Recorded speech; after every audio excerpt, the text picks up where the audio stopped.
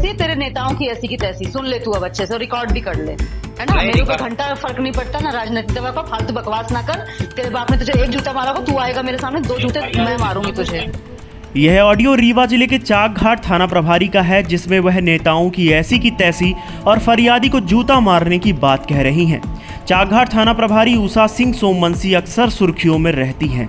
एक बार तब फिर से वह सुर्खियों में आ गई जब उन्होंने फरियादी को 2 जूता और नेताओं की ऐसी की तैसी करने की बात कह दी।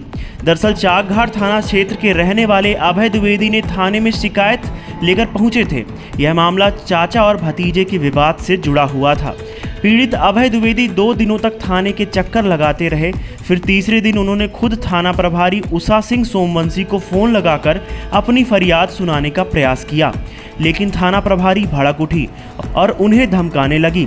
थाना प्रभारी यहीं तक नहीं रुकी, उन्होंने नेताओं की ऐसी की तैसी और फरियादी को 2 जूता मारने की बात कह डाली।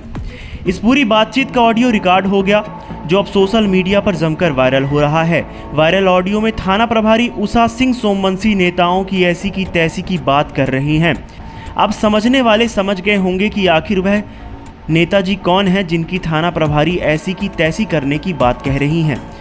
वहीं अगर बात करें सीएम मोहन यादव की, तो रीवा की सरजमीन पर उन्होंने कुछ महीने पहले ही एक भाषण दिया था, जिसमें उन्होंने कहा था कि अगर कोई अधिकारी कर्मचारी जनता के साथ मान सम्मान के मामले में बदतमीजी करेगा तो हमारी सरकार माफ नहीं करेगी। का भी मान सम्मान के मामले में कोई भी प्रशासन का अधिकारी बदतमीजी करेगा, हमारी सरकार बर्दाश्त नहीं करेगी किसी कीमत पर।